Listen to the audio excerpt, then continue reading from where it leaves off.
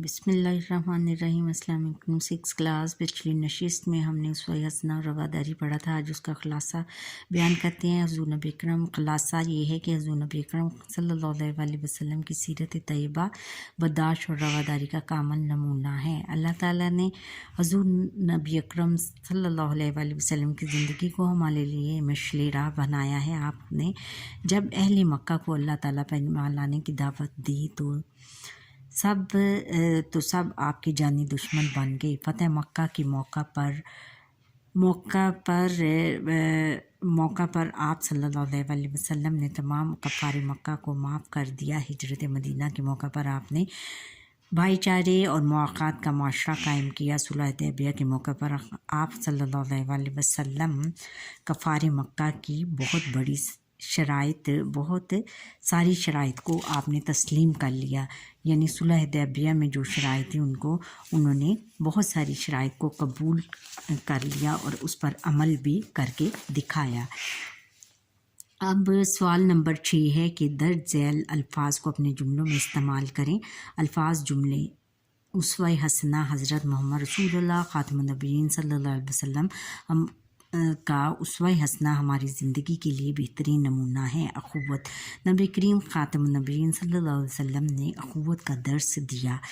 खंदा पेशानी, नबी करीम ख़ातमुन नबीयीन सल्लल्लाहु अलैहि वसल्लम दुश्मन से भी खंदा पेशानी से मिलते। रवादारी, सरकार दो आलम सल्लल्लाहु अलैहि वसल्लम की ज़िंदगी बर्दाश्त और रवादारी का कामल नमूना है।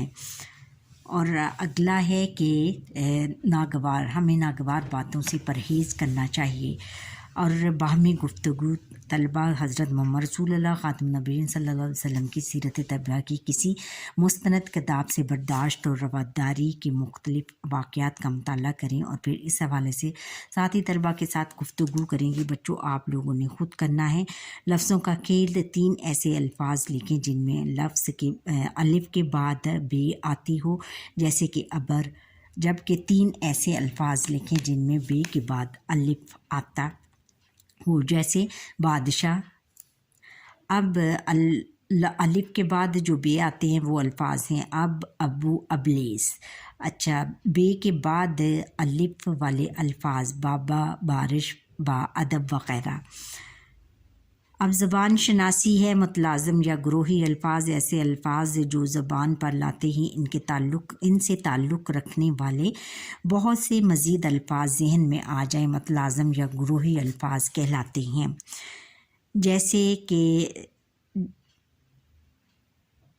जैसे कायनात के मुतल्लिक़ सोचते हुए ज़मीन, आसमान, सूरज, चाँद, सितारे और सियारे ज़हन में आ जाते हैं।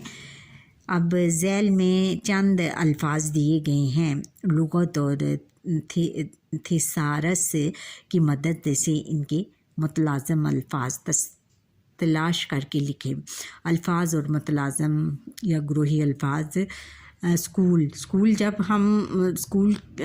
का नाम जब हमारे जहन में आएगा तो बच्चों फिर मेज़, कुर्सियाँ, असातिज़ा और तलबा, कमरे वग़ैरह जहन में आते हैं। दिन जब हम बोलेंगे तो उसके साथ जो उसके मुतलाज़िम अल्फाज हैं वो ये होंगे: सूरज, परिंदे, चहचहाहट, रोशनी, चहल पहल, लोग। हस्पताल, डॉक्टर, नर्स, मरीज़, लेबॉर्ट्री, नर्स और दवा वग़ैरह।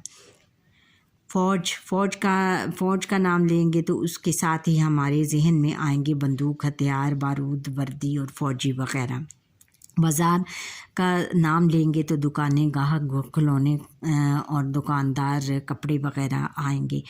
इल्म, कलम, स्याही, किताबें, कापियाँ, उस्ताद।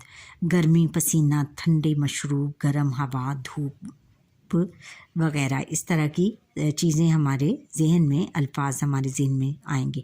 सर्दी, गर्म कपड़े, ठंडी हवा, बर्फ़बारी, ओले, कंबल वग़ैरह।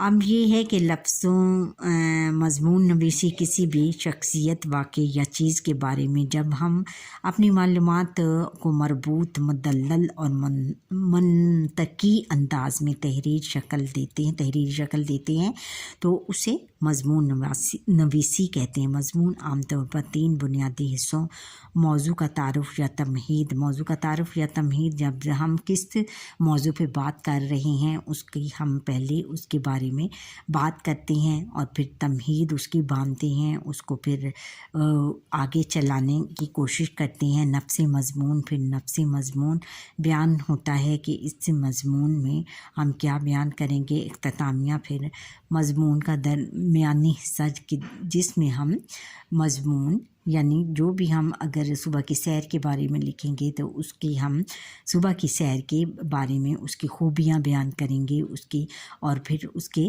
فوائد اور نقصانات سب کے بارے میں بات کریں گے۔ پھر اختتامیہ آخر میں پھر ہم اس کے یہ ہدایات کریں گے کہ ہمیں یہ ضرور کرنی چاہیے پر مشتمل ہوتا ہے۔ مضمون لکھنے سے قبل متعلقہ موضوع پر نمونے کے کچھ مضامین یا مواد پر ضرور نظر ڈالیں۔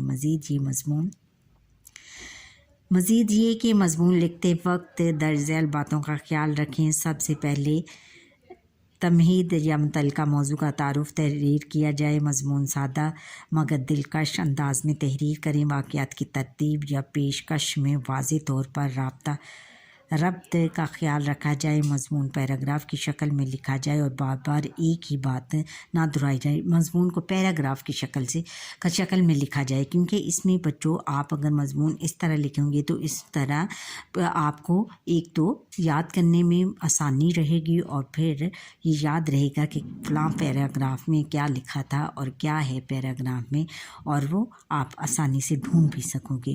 اور بار بار ایک ہی بات نہ دہرائی جائے کہ یعنی ایک ہی بات اگر ورزش کے بارے میں آپ نے لکھا ہے تو ورزش کے بارے میں ہی ایک ہی بات نہ دہرائی جائے کہ ورزش کرنے فائدہ مند ہوتی ہے یا اس طرح۔ مضمون کا اختتام منطقی اور جامع ہو، یعنی ان میں کوئی منطق پائی جائے، یعنی اس میں یہ ہو کہ اس میں جو منطقی اور جامع ہو کہ اس میں اس کا جو ہے فوائد بیان کیے جائیں اور اس کو بڑے احسن طریقے سے اور بڑے مدلل سٹائل سے اس کو ختم کیا جائے۔ اچھا بچوں، یہاں پر ہی ہمارے یہ جو اسوہ حسنہ اور رواداری کا لیسن ختم ہوتا ہے۔ انشاءاللہ کل سے ہم سٹارٹ کریں گے نیو لیسن۔ اچھا، اللہ حافظ۔